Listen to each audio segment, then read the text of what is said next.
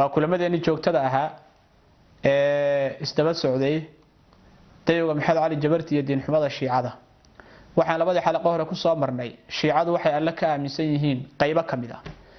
iyo shiicadu waxay nabiga ka aaminsan yihiin qayb yar oo kamid ah maantana shiicada iyo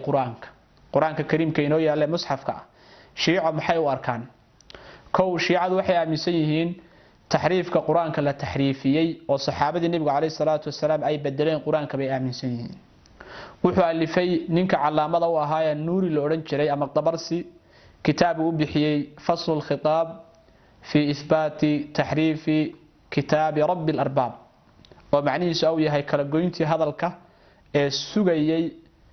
taxriifka la bedelay kitaabkii alla soo dejiyay subhanahu wa ta'ala waxa la daabacay kitaabkaas dhahraan baa waliba lagu daabacay markay hijrigu ahay 1298 wuxuu sheegay aayaad tira badan oo uu sheegay in saxaabadu meesha ka gooyeen ay xadfeen waxa kale oo arintaas sheegay ayma badan oo aymadoodii kamid ah tusaale ahaan aan tusaalayaal ka soo qaado al-kaafi oo kutubta ugu muctamadsan agtooda oo kuleeyni leeyahay wuxuu yiri quraankii alla soo dejiyay wuxuu ahaa 17,000 oo aayadood inagu musxafkeenu hadda haysano muslimiin ahaan ee muslimiinta adduunku haystaani waa 6,236 aayadood weeye taa macnaheedu waxa weeye tirada hore marka la eego kuleeyni uu sheegay oo 17,000 oo aayadood buu ahaaya macnaheedu waxa weeye 3 meelood marka loo qaybiyo 2 meelood oo kamid inaan lahaynin waxaynu sheegaynaa mesela aayaadka qayb kamid ah oo ay taxriifiyeen oo ay dhaheen sida ma ahaysaas ayay quraanka ku tahay ay tilmaameen kutubtooda afkaasi ka joogtaa laakiin tusaalayaashan soo horayo dhamaantood waxaan ka soo guuriyay kaafiga iyo kitaabka qami ee tafsiirka ah ka soo guuriyay mesela qowlullaahi ta'ala alla hadalkiisana uu leeyahay wadarni wal mukaththibiin alla leeyahay subhanahu wa ta'ala ayaa waxay leeyihiin anaga sida ma aha wadarni ya muhammad wal mukaththibiin biwasiyika aw biwasiyatika ulin na'mati mawjida labada ay ku kordhiyeen ya muhammad iyo biwasiyatika قوله ووالد وما ولد ألا ليه سبحانه وتعالى ويتحريفيون وحيلين ووالد وما ولد من الأئمة أي ليهن وحكم مثلا قوله تعالى وإذا أخذ ربك من بني آدم من ظهورهم ذريتهم وأشهدهم على أنفسهم ألست بربكم قالوا بلا شهدنا أيا وحي تحريفيا سنة صوص وتوحي لهن معناه وحوي ألست بربكم وأن محمد رسولي وأن عليا أمير المؤمنين أي ليهن وتحريف قرآن إلهي سبحانه وتعالى أي تحريفنا يعني واحد يويدين كرتايا سؤال ما كوي هراء با تحريفك كان قبي بس كوي هذا تشوغانا تحريفك ويقبان ما يكوي هذا تشوغانا تحريفك ويقبان waxaan intusi doonaa fiidiyoyo kooxaha yaryaro qodob ah oo qaarkood hadda ay ku tilmaamayaan quraanka iyo taxriifka ku jira iyo kuwaan iyo kuwa la mid ah siday u taxriifiyeen kutubtooda waxa ku taala inta aanu isdul taagay ilaa 38 aayadood oo ay mid kasta wax ku dareen wax ka reebeen oo ay taxriifiyeen fiidiyowgan ila daawo سأعرض بين أيديكم نماذج مما جاء في قراءة أهل البيت. أهل البيت صلوات الله عليهم أمرونا أن نقرأ القرآن كما يقرأه الناس. إن الله اصطفى آدم ونوحا وآل إبراهيم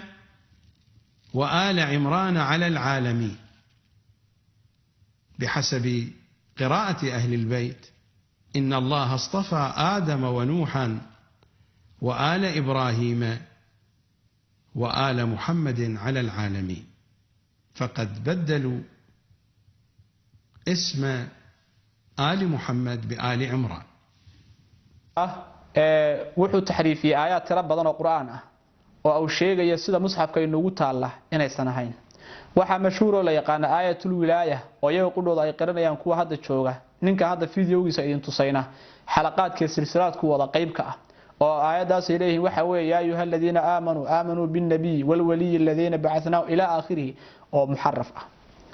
waxaan rabaa inaan tiriyo 10 kamid ah aymadooda ugu waaweyn oo qiray quraanka inoo yaalay kii la soo dejiyay inuu san ahayn muharraf yahay inaan sheego si aan loogu arkin fikrad dadka qaarkood leeyihiin aysan wada lahayn 10 kan oo ragga ugu mashhuursan kamid ah inaan tiriyo iraahdo hebel iyo hebel kutubtooda hadda muctamadka u yihiin waxa kow ah الكليني هذا الكيس صوررني waxaa kamida majlisi waxaa kamida Yusuf al-Bahrani waxaa kamida Abu al-Hasan al-Amili waxaa kamida Muhammad ibn Muhammad al-Nu'man al-Mufid ninka u yaqaanaan waxaa kamida al-Fayd al-Kashani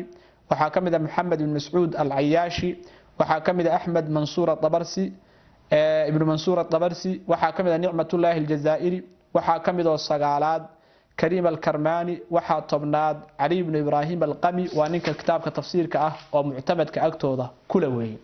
hadalka macnihiisu waxa weeye isku soo koobsanaya shiicadu ma aaminsana musxafka quraanka inoo yaala ilaahay inoo xifdiyay ilaahay inoo ilaaliyay sidii alla u soo dejiyay inuu inagu soo gaaray inuu xifdisan yahay sidii alla u xifdiyay ma aaminsana waxay aaminsan in la taxriifiyo la bedelay cid bedesho baabiisayna saxaabadii nabiga kaleey salaatu wasalaam inay yihiin bay aaminsan yihiin waxa is weydiin loo su'aal Soomaalidu inay is weydiisaan ninka aynu aragnay ilaahay wuxuu ka aaminsan yahay nabi maxamed wuxuu ka aaminsan yahay kaleey salaatu wasalaam quraankii aaminsan inuu muharraf yahay bedelan yahay maxay naga dhaxayo siladay wad wadaay kartaan oo diin abad wadaay kartaan xalaqadii saddexaad insha Allah ta'ala halkaas haynoo joogto. Assalaamu alaykum wa rahmatullahi wa barakaatuh.